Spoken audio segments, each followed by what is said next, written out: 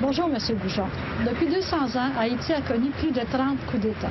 Qu'est-ce qui fait qu'Haïti vit dans une telle situation aujourd'hui? Comment on en est arrivé à un conflit aussi important? Madame Lefebvre, au fond, vous vous demandez pourquoi autant de misère. C'est pourtant Haïti qu'on a surnommé la perle des Antilles, mais comme vous allez le voir, cette perle reposait sur un collier qui a plutôt servi à étouffer le peuple haïtien. Comment en est-on arrivé là? D'abord, un peu de géographie. Haïti est situé dans les Grandes Antilles. Le pays partage l'île d'Hispaniola avec la République dominicaine. Haïti est classé 160e sur 175 selon l'indicateur de développement humain des Nations Unies. Ça vous explique pourquoi ce pays, Haïti, est le plus pauvre des Amériques. Mais qu'est-ce qui explique cette descente aux enfers? Il y a 3 éléments historiques que nous allons vous raconter. D'abord, il y a son histoire coloniale. Il y a aussi l'isolement dans lequel les autres pays ont condamné Haïti dès sa naissance. Et enfin, il y avait l'existence d'élites prédatrices qui n'ont jamais donné aucune chance au peuple haïtien. L'histoire coloniale d'Haïti se caractérise par une exploitation massive des ressources de l'île sans aucune considération pour ce qu'on appellerait aujourd'hui le développement durable. Cette négligence apparaît dès 1492, alors que Christophe Colomb prend possession de l'île et la déclare colonie de l'Espagne. Immédiatement, les Espagnols transforment leur nouvelle colonie en un lieu d'extraction de richesses, principalement l'or. L'avidité des Espagnols les conduit à asservir les populations autochtones, les Taïnos, qui, à cette époque, auraient été plus d'1 million à vivre dans l'île d'Hispaniola. Les conquistadores les exploitent si durement qu'ils meurent tous en l'espace de 50 ans. L'histoire coloniale d'Haïti débute donc par un génocide. En 1697, Charles II, le roi d'Espagne, cède au roi de France, Louis XIV, la portion occidentale d'Hispaniola, qui est rebaptisée Saint-Domingue. Et cette colonisation française va intensifier la descente aux enfers d'Haïti. Je vous raconte la suite dans quelques instants. Je vous disais il y a quelques instants que la colonisation française a joué un rôle majeur dans le destin tragique d'Haïti. Voici comment ça s'est passé. Au 18e siècle, les Français installent à Saint-Domingue un système d'exploitation agricole qui est basé sur la culture du café et de la canne à sucre. Eh bien, à l'époque, la canne à sucre avait la même importance dans l'économie que le pétrole a aujourd'hui dans notre économie. Pour la France, Saint-Domingue, c'est le pactole. Les colons français de Saint-Domingue deviennent fabuleusement riches. C'est l'esclavage qui leur permet d'accumuler des fortunes. Entre 1697 et 1791, les bateaux négriers amènent, principalement de l'île de Gorée au Sénégal, plus de 860 000 esclaves. Une fois arrivés de l'Afrique, ces esclaves subissent un régime d'exploitation d'une brutalité incroyable. L'esclavage fait également surgir les premières divisions au sein même de la population noire.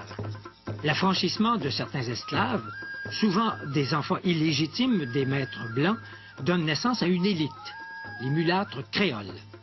Les mulâtres se sentent supérieurs aux esclaves noirs et ne partagent pas leurs intérêts. Arrive 1791. La Révolution française bat son plein. Liberté, égalité, fraternité sont des principes qu'on veut étendre partout. Partout, sauf à Saint-Domingue, où les propriétaires des plantations y voient une menace au maintien du système esclavagiste. Cependant, les mulâtres et les Noirs affranchis souhaitent les voir établir ces principes dans l'île, mais pour eux seuls. Un chef, Toussaint Louverture, déclenche une rébellion extrêmement violente.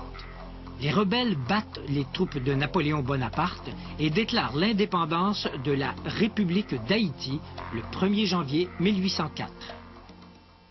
Haïti, ou Haïti, comme on disait à l'époque, c'est le nom que les indigènes Taïnos donnaient à leur territoire. Ça veut dire pays de montagne. Mais le prix payé par Haïti pour acquérir son indépendance est absolument astronomique. L'économie du pays est dévastée.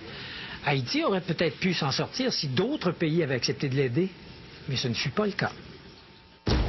Au contraire, épouvantés par l'idée absolument subversive à l'époque qu'une république soit dirigée par des Noirs, les puissances de cette époque isolent diplomatiquement et économiquement Haïti.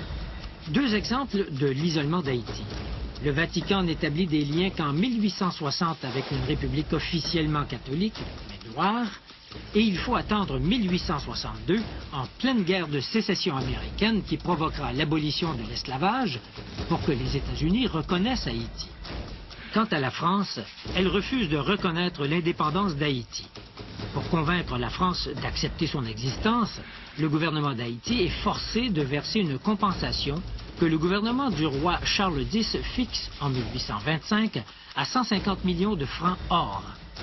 Même si cette somme est ramenée à 90 millions de francs or, c'est un coût additionnel asséné à l'économie d'un pays déjà à genoux. Haïti honore sa dette qu'elle finira de rembourser en 1938. Pour se sortir du gouffre, Haïti aurait eu besoin que ses élites proposent un projet de reconstruction nationale. Or, ça n'a pas été le cas. La nouvelle classe dirigeante, qui est formée de mulâtres créoles et des rares familles blanches demeurées dans l'île, perpétue l'exploitation des classes laborieuses, tout en interdisant à ces classes laborieuses, qui forment la majorité, l'accès au pouvoir. Les gouvernements se succèdent d'un coup d'État à l'autre, mais une chose demeure, le refus de la classe dirigeante de partager le pouvoir avec le peuple. À ce cycle d'instabilité s'ajoute l'occupation par les Américains entre 1915 et 1934. Les Américains laissent aux Haïtiens un héritage empoisonné, une armée professionnelle haïtienne qui amplifie la répression. Arrive 1957. Cette année-là, un médecin noir, François Duvalier, joue sur le ressentiment de la population noire pour se faire élire président. Duvalier aurait pu inaugurer une ère démocratique dans le pays. Il ne l'a pas fait. Au contraire, il établit une dictature qui élimine avec férocité toute dissidence. C'est l'époque des tontons macoutes et de l'exil d'une partie de la population haïtienne, surtout les mieux éduqués. Son fils Jean-Claude, qui lui succède, est renversé en 1986. Mais la vraie démocratie n'est pas pour autant instaurée. Depuis cette époque, la démocratie est fauchée chaque fois qu'elle tente de sortir de terre. L'espoir a longtemps reposé sur les épaules de Jean-Bertrand Aristide, un prêtre proche des masses et qui prêche une meilleure répartition des pouvoirs et de la richesse. Une fois au pouvoir, Aristide n'arrive pas à réaliser ce projet. D'une part, il se met à dos les élites possédantes qui ne veulent rien changer.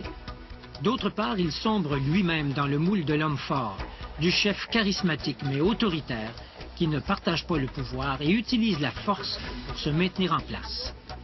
Cette double dynamique explique les malheurs récents d'Haïti, le coup d'État contre Aristide en 1991, les élections contestées, les troupes des chimères qui remplacent les tontons macoutes et l'hésitation de la communauté internationale à fournir des fonds pour rescaper le pays. La grande question est maintenant de savoir comment Haïti pourra rompre avec son passé et s'engager dans la voie de la prospérité et de la démocratie.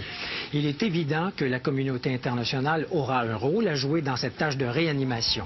Mais pour rendre son éclat à la perle des Antilles, il faudra beaucoup de doigté et beaucoup d'argent.